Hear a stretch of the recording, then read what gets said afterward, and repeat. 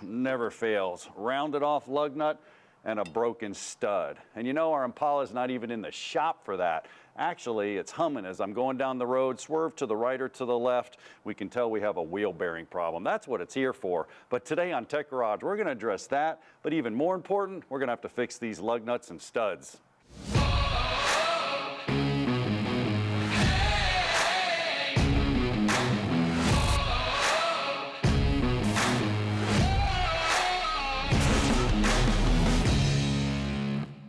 Welcome to Tech Garage, presented by RockAuto.com. Well, Dave, it never fails. A simple job turned into a nightmare, my friend. I cannot think of how many times, John, I've been in the driveway, want to get to something behind the wheel, and you end up stripping a lug nut or breaking a stud, and you're dead in the water. Yeah, you can't even go to the store, or you can't go anywhere. You're stuck. Yeah, invariably, it's the only vehicle I have, so I've got to get a ride, and a simple project turns into an all-day ordeal. Exactly, and we got ours off. We'll show you the secret a little bit later, how we got it off, but we got it off because we think we have a wheel bearing problem, and you know, we're going to have to diagnose that as well, Dave. There's a couple of options going on here, but it's most likely the wheel bearing. Yeah, it could be suspension, it could be the wheel bearing, it could be a tire.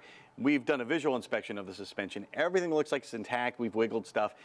It all seems to be working fine, so it's probably down to the tire or the wheel bearing. Yeah. So we'll got the tire off, and we'll take a look at the wheel bearing first. Yeah, and you know, to get to that wheel bearing though, we had a few steps. Walk us through the steps to get down to the wheel bearing so we can actually do a proper diagnostic. You got it. We got the tire off. We'll show you how we did that with some special tools later. And then we had to remove the brake caliper. So there's two bolts, one on the top, one on the bottom. Remove both of those. Then you're able to pull the caliper off. Now here's a little trick. You don't want to put any stress on that brake line. If you just hang the caliper from the brake line, you're going to break that, and that's no good. That's a whole different set of problems. So you just hang it from a bungee cord. We hung it from the spring to the top of the suspension, and it's up and out of the way, and your brake line is in good shape. You're able to take both of the brake pads, they just slide right out. Then you need to go onto the back to remove the bracket, and there's just two more bolts to get the bracket off. Slide the bracket off, then time to remove the actual disc itself.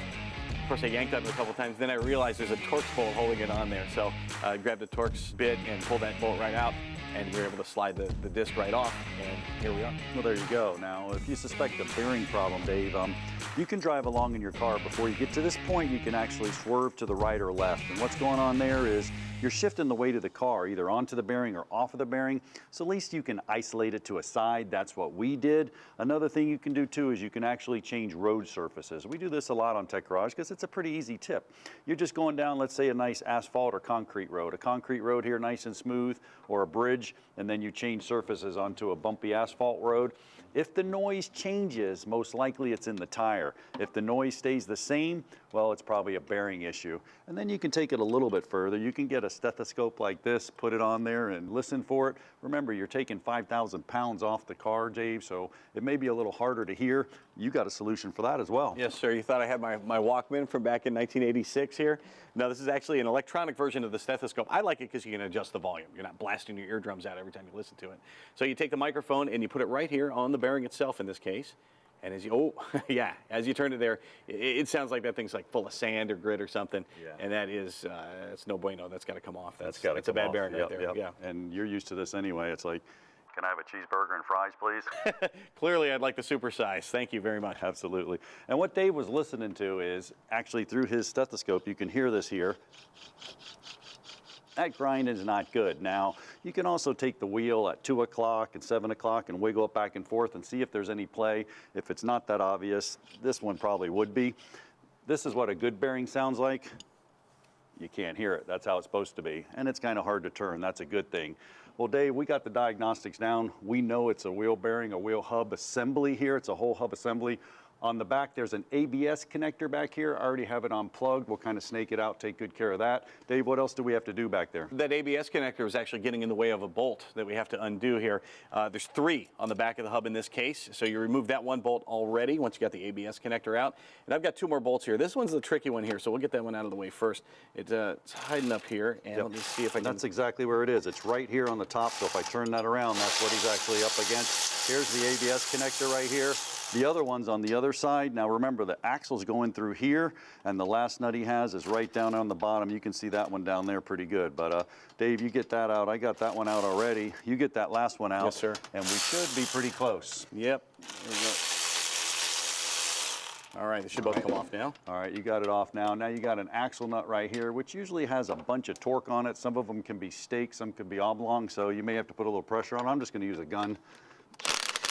There we go. That's good news. All right, yep, that's good news. That come off, so that's good news. Now, a lot of times I like to go back and put the nut back on here because I don't want to mess up the threads. We're going to reuse that CV axle. We don't want to do any damage to it. But these could be stuck on, Dave, so if you just kind of give it a wiggle, I'll tap it. Grab that side there and wiggle it towards us. There it goes. Okay, That nice. easy. All right, and then the axle's stuck in there. See if I can knock that through. There we go. That's why I put the nut on there. Nice little finesse, John. Yep. And I'm using a dead blow hammer, so we're not doing any damage to anything on here. So I get that off, and we'll walk that harness through. If you pick up that CV axle a little bit towards your side right there, there we go. Bam. Cool. There you go, Dave. Merry Christmas, Hey, Dad. thanks very much. Well, we're going to take a break. We're going to get our bearings, I guess. And when we come back, John and Josh are going to show you how to deal with a broken stud and a lug nut that gets rounded like in our case. No doubt. We'll be right back with more Tech Garage presented by RockAuto.com. We hope you're enjoying this episode of Tech Garage. We do this every week, of course, and in between, we are all over social media, John. Yeah, we sure are. You can go to Masters Entertainment Group YouTube channel. They have seasons from 8 seasons. This is our 8th season, Dave. It's hard to believe. Yeah, there's 13 of them for every season, so you can get a whole college education there. Not to mention Facebook, Twitter. We're all over the place, man, and we're doing stuff all year long, so check us out. It's a great place to see our old shows, see what we're up to. It's also a great place to send us a comment or a complaint. If you've got a beef, staff members are standing by to answer your questions. Yeah, that's right. We're a show for the people. We love to hear from you. We don't want to do this without you, so write in. We love your comments, man. Tech Garage, presented by RockAuto.com, is brought to you by Custom Auto Sound, the originator of classic car OEM fit radios since 1977. AP Laser, leading the way. And by RockAuto.com, all the parts your car will ever need. Well, thank you for sticking with us. Welcome back to Tech Garage, presented by RockAuto.com. Well, we're checking out the bearing over there, and I just want to show you something we found here at Tech Garage. Pretty cool. This bearing here, well, they didn't change it. It took too long, and what happened is the wheel is actually attached to this. Now think about that. When this comes off, so is your wheel down the road. So make sure you address it before it gets to that point. Now, what happened with ours, you remember at the beginning we had that lug nut that was rounded off? Well, no worries. RockAuto.com, they have a tool for the job. This right here. These are actually lug nut removers for when they're stripped like this. They got a couple different sizes. You just find the one that fits yours. These are kind of reverse threads, so when I'm turning it backwards, it's grabbing on the inside, almost like a bolt extractor. So once it grabs it, you can go ahead, hammer it off, it'll come off, you'll be good to go. Now Josh, ours on the other issue, man, we got a problem here. We snapped one completely off as well. What's our options? Well, completely broke stud, we can replace the entire hub, or what I like to do is I got to get a big old hammer and beat the stud out. All right, well, you got a big old hammer. Show us how it's done. I'm gonna let you hold it. I got to hold Here. it? Right. All right. You ready? Yep. No, I'm scared. You should be. You should be scared. You're going to hit this, not me, right? All right, let's see Ready? if we get out of there. Get a good tap and go. All right. Woo, like First nothing. shot. Look at that. Shot it right across the room. That's fine. You can use a press. You can do it that way, or you can do it with a hammer. They're in there. They're kind of a press fit, but now what do we do? Now we're going to take the correct stud that we got from RockAuto.com. Okay. Push it up through here. All right. And then you have a special tool that we can use on this. And that's cool. Yeah, Rock Auto has this special tool. We'll put it up in there, and it has a bearing. A lot of guys just like to put the lug nut on and tighten it up. We're not going to do that. We're going to put that on like that. Now we can go ahead and take our gun and lock it up in there. We'll be good to go. All right, well, I'm going to go ahead and get these torque specs over to Dave real quick. You do that. Just make sure you use the proper torque specifications. Use torque sticks or a torque wrench when you put your wheels on, and hand start those lug nuts so you won't have that problem. Speaking of problem, I think they got it about solved. Ooh, looks like I caught you just in time. I got your torque specs. Very nice, sir. Yeah, I've got all 3 bolts on the back of the hub. They've been run down all the way, so final torquing here, 96 foot-pounds of torque. That's it. Yeah, and then when you get to this drive shaft nut, it's 155. Ooh, I got to be a man to handle that one. Yeah, no doubt. Anytime you're torquing anything down, any kind of bolt on your vehicle, you want to make sure you check your service manual. Make sure you get the right torque specs on it. Too much torque on it, you could do some real damage. And if you don't have enough, So when you have some safety issues, there you go. Some stuff will start coming loose, and that will be a bad day for you. Speaking of things coming loose, you do not want your axle nut to come loose. In this case, we can replace ours. It's totally fine with that. And some are made to be replaced. Right. You can't reuse them. Yeah, some of them are disposable. You want to put a brand new one on. We can reuse this one, which is good. Some of the axle nuts are castellated. You have to torque it to a certain spec, back it off. And some of them have a little pinch tab that you have to bend down over to do that. Like you said, mine's 155 foot-pounds, so I'm going to get this started, but that's a lot of weight. So let's go ahead and button everything back up, get the brake pads back on. That way we'll get you in the car, press the brakes. That'll hold it still while I can put some weight on there and get that 155 foot-pounds of torque. Excellent, yeah, just kind of dummy that on there. And when you're putting the brakes back together, it's just the reverse order of what we've already done. And everything's kind of been broken apart. The rest has been busted off, so this should go back together really, really easily. We'll be right back with more Tech Garage presented by RockAuto.com. And when we come back, we're going to have a little Garage Ed talking all about front suspension.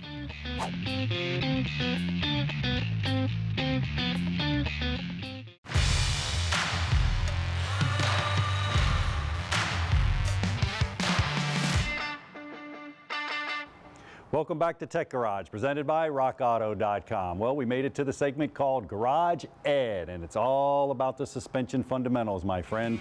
What do we want to talk about? Well, we want to talk about types of suspension, and you can look at this first graphic right here. There's an independent suspension and a non-independent suspension. Well, obviously, the independent suspension down there, you can see the wheels, they move opposite of each other. And the rear axle or rigid suspension, the non-independent, they actually go with each other. So you're gonna have a nice ride with that independent suspension. Then there's this term called sprung and unsprung weight when it comes to suspension. You can see it right here as well. Everything below the vehicle springs down there, that's called unsprung weight, everything down in there. Now that's important because manufacturers are making cars lighter, they're making the rims out of alloys, the brakes out of composites to try to reduce the sprung weight so a car will actually handle better. Now let's talk about a couple types of suspensions. You can see this first one right here. This is called an SLA, short long arm suspension system. And if you take a look at the graphic right there, you can see the upper control arm. It's the green one up there, which is the short one. Then the lower control arm, that's the long one. Hence the term SLA, short long arm suspension system. In the yellow out there is the steering knuckle, and then you have the actual stabilizer bar and the sway bar links down there. Now even better yet, I can show it to you in action right here. I actually have an S10 frame with everything on it. You can see right here, you have the upper control arm. This is the short arm. Down here is the long arm. That's the lower control arm, sometimes called an A-frame. Then you have the actual spindle assembly right here located in red. And then here's the sway bar that goes across, the sway bar links. And then you have the yellow here, which is the tie rod end. Short long arm suspension system. Now another type is a McPherson strut. Take a look at this right here. You can see it with the coil springs. You can have the springs on or off the actual strut. And once again, here it is all in action. You can see it right here. You can see the actual strut assembly all bolted up right here.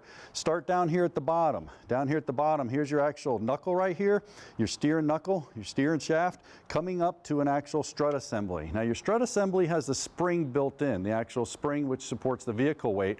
And then up here you have what's called a strut bushing. You turn it to the right or to the left, and you may run into some problems. Now to check a suspension system, just get a ginormous pry bar. Come over here, start prying up and down, and you'll find some problems. You said ginormous pry bar. I've got one for you, John. Dave, you always got to outdo me. Get a little more leverage that way. It'll be good.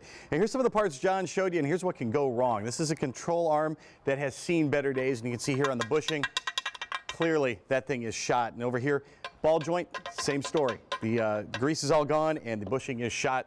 You want to get rid of this and replace this entire control arm. You can buy the assembly at rockauto.com. And of course here we have a sway bar link and the bushings are shot on this. That is no good. And over here on your tie rod, yeah, you don't want to hear that flopping around. That thing is history. And John, you talked about the strut bushing. Take a look at this one. This is dry rotted and gross, and it's going to make all kinds of noise, and it's not going to work very well. All these suspension parts, they all stink. Well, speaking of stinks, you don't want to miss this. If you have a cabin odor inside your car, stick around because the Master Technician's Tech Tip is coming up next, right after this break. Dave, I can't get over the pry bar.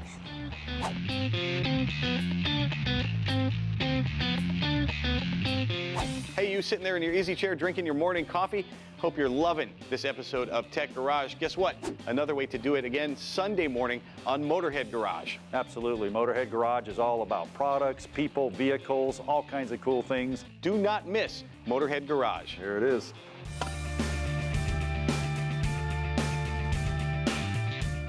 Tech Garage, presented by RockAuto.com, is brought to you by BrothersTrucks.com, your #1 source for 1947 to 87 Chevy and GMC truck restoration. Magic Creeper, the most versatile creeper ever. And by RockAuto.com, all the parts your car will ever need. Welcome back to Tech Garage, presented by RockAuto.com. Well, we're winding this thing down, but not so quick. It's time for the Master Technician's Tech Tip.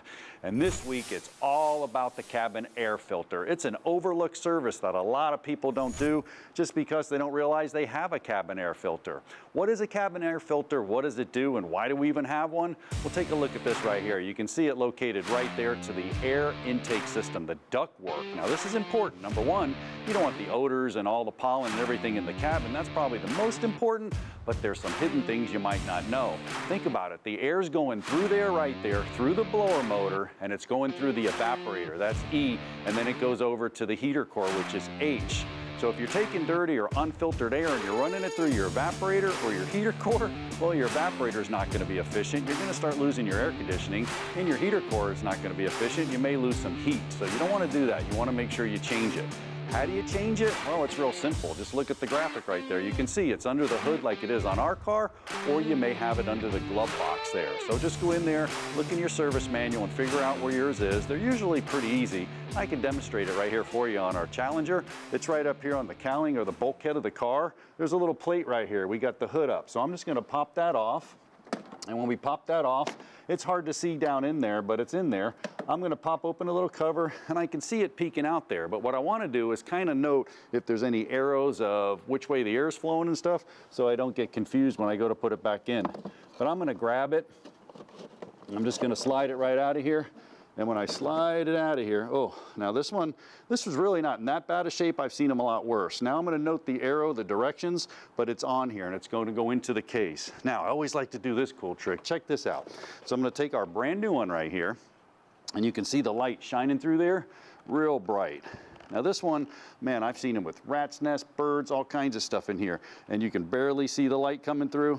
I mean, you can see it in some places, but other places it's not that easy. Big difference between the two right here. So we'll go ahead and replace this one. Now, you can look right here. There's also the arrows of flow, the direction of flow. That's huge. If you don't know or your other one doesn't have it, think about the air's coming in and going to the case, so I want to make sure the airflow is going through this way. If you're up under your dash, it's coming in, usually underneath the ductwork and into the system. So make sure the arrow flows right. Just go put it back in. I'll pop it back in and seal it up. Nothing to it. Just reverse the procedure. Make sure you know where yours is. Make sure you go ahead and change it. Follow the maintenance intervals. Where are you going to find that? Well, right in your owner's manual. Dodge has an owner's manual. You can look at it right there on the screen. You can see every 12,000 miles they want you to replace that. It's a replaceable item. It's an air filter, cabin air filter. So go ahead and get out there and change yours. Perhaps your service is overdue? No worries. Tom and Dave have tips and tricks to keep your car service right on track. Well, that's right, John. Tom, you guys at RockAuto.com have thought of everything, right down to the order history on the Rock Auto page. How does that work? Yeah, it's optional. Customers don't need to log in if they don't want to, but if you create an account, you can search through and find the orders by vehicle, by date, and figure out when you last replaced maintenance items like cabin air filters. So like this example, I can say, oh, well, it's been 3 years. Time to replace that, and I can see exactly which filter I ordered and decide next time, do I want to order that filter, or do I want to, last time I ordered a charcoal filter, I was concerned about odors. Now I'm more concerned about filtering out really tiny particles like bacteria. So I might want to get a HEPA filter that can get pollen and bacteria, little tiny things. But you certainly know which size and which vehicle it's going to fit. And, yeah. And you don't have to run to the manual, and wherever you're thinking of it. Sitting in the airport, you're like, oh, I have to change my air filter. Let me order one. Yeah, no more little tiny pieces of paper and trying to keep track. That's super handy. Now let's talk about the array of maintenance items you can find at RockAuto.com. Well, certainly all the filters, oil filters, air filters, and then brakes, shocks, you name it. Our slogan is all the parts your car will ever need. And it's not just a slogan, it's really true. Everything you need for maintenance and everything you need as far as replacement parts go. Check them out at RockAuto.com. Well, it looks like Josh and Dave did exactly what they said they were going to do. You can see the brakes are on. You got the lines. Everything looks pretty good, secure. The beauty of it, Dave, is, man, I don't feel anything, but you can actually verify the repair for me. You got your stethoscope? Yes, sir. I don't have my fancy digital one, but I have this one. It'll do just fine. That'll work. I don't feel anything here, but just put it on that axle anywhere there, the spindle. Here we go. Nothing at all. Nothing. No, I figured that. Wow, man, you guys made short work of that. Sweet. It looks good, my man. All wrapped up. Or is it? Wait, cut. No, we're good. This is what happens. No, this is it. This is the backing plate, and this should have gone on before we put the hub on. Yep. But yeah, we'll just have to do it all in reverse, I guess. Hey, welcome to my world. Yeah. And you know what? Don't throw it out. Just take the job back apart, put it back on. We're going to do the same. We may grab a lunch before then, but we're going to put this back on for sure. You want this piece on there? No problem. Kind of indicative of the whole show, wasn't Well, it, I Dave? was going to say, it's kind of the bright side of things. This shows you this stuff happens when you're doing a repair or any kind of project like that. We had the broken stud. We had a stripped lug nut. It was rounded off, and now, of course, this. You're welcome. Very cool. We got our afternoon cut out for us. Yeah, that's right. Awesome. Well, Now we know how to do it, right? Exactly, and do it well. Yes, sir. Well, we're out of time for today, folks, but make sure you check us out on social media. We got Facebook, Twitter, YouTube, all that cool stuff. We'll keep you up to date. We're a show for the people. We'll see you next week with more Tech Garage presented by rockauto.com. See ya. Production assistance for Tech Garage is provided by Chipola College, located in Marietta, Florida. Founded in 1947, Chipola was ranked recently as one of the top 3 community colleges in the United States.